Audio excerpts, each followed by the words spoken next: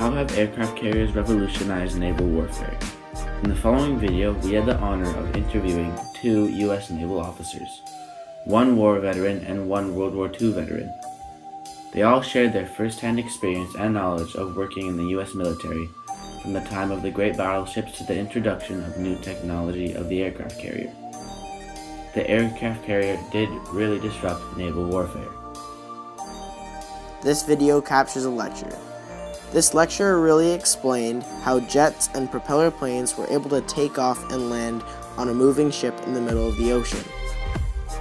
It takes a team to get a plane into the sky, then safely land back on the deck once the mission is over. Have a listen to what he had to say. This is an E-2 Hawkeye, also 80 feet of wingspan. This is the airborne early warning, most sophisticated, expensive airplane on an aircraft carrier.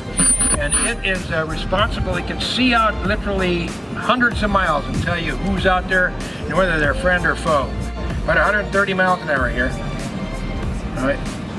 You see him pick up the, there, so you can see the ball there. And you make a little right turn.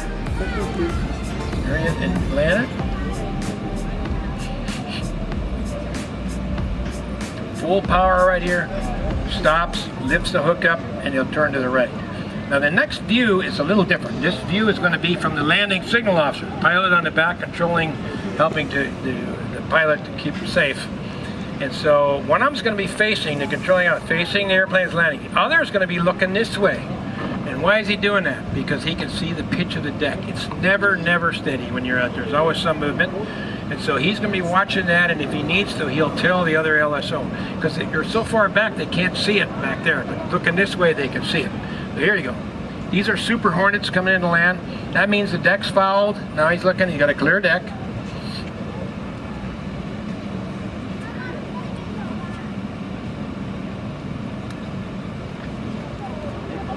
Show one more. Look how close this guy is. You got to have real faith in your buddy there. Yeah. If he starts to run, you better run too. Okay. So now we're going to put you in the same airplane, but we're going to put you in the cockpit, in the back seat. And you're going to ride this thing down, and I'm going to give you a cup of coffee. And you're going to have, there's no cover on this coffee, okay? Here we go. This is going to be a non-sissy event here. Watch this now. 160 miles an hour. Boom! Yeah, you're soaked in coffee right now. Oh, this is an F-35 Lightning II. This is the newest fighter bomber to be introduced. It's still being, it's not quite operational in the Navy yet, but it is in the Marine Corps and the Air Force, and it's stealthy. Can't see that baby on radar, which is a big advantage. Okay, and then the sun goes down, and frankly, the fun goes away. Sitting right now is the landing area. That's where this airplane, this F-4 Phantom II, landed at 160 miles an hour. We have here an obligatory history lesson, but for all you young guys in here, there's no exam, not even a quiz. So that's just good, right? World War II type carrier. This was not in World War II, but it was commissioned right at the end of World War II, about a week after the end of the World War II. And so it looked like a World War II carrier with 14 wires and 6 barriers to stop the airplanes. Now, why was that necessary? Because the rest of the airplanes were all parked up here. So when you came around to make a landing, it was you better land and not miss those wires, because you had a lot of them to do. And it worked okay though, because they were propeller-driven airplanes and they landed at half the speed of the jets, and they had instantaneous power response. But when Korea came along and we started flying jets like that F-9 Panther, the dark blue one with the stars on the wings over there, that was a great fighter bomber, but it was not good in the landing pattern. It landed now at almost 130 miles an hour, and it had slow power response, so that the straight deck became a very dangerous environment. And we started building the carriers with the angled deck. And this carrier, after 10 years as the largest capital warship in the world, came back in, got its first angled deck, and then it's been modified a couple times since to see what now it's 13 degrees off of the main deck. So now this allows you to use only 3 wires instead of this whole 14 up there. And it allows you to miss the wires safely, get airborne, come around, try again. It also allows you to use this catapult while you're landing airplanes to have continuous operations. Big difference there. Okay, so how do we land on an aircraft carrier? So it's in the form of this Fresnel lens. It's located behind the white helicopter up there. You can look at it afterwards. And to us in the air, it looks like this. And so now what we do is we keep that yellow light between those green lights, and that gives us a 3.5 degree glide slope, a 700 foot a minute rate of descent, all the way to our target wire there. The first interview we did was probably the most memorable, as it happened to be a World War II veteran who has lived through Pearl Harbor.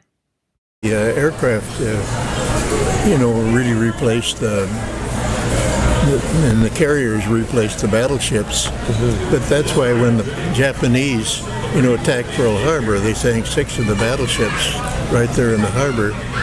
But that really wasn't all that serious because these are obsolete already. But they still use them, mostly for aircraft gunning. Protection. Well, there's not anything. Our last interview was another veteran who perfectly summed up and hit home how the aircraft carrier's introduction at the beginning of World War II revolutionized and disrupted warfare.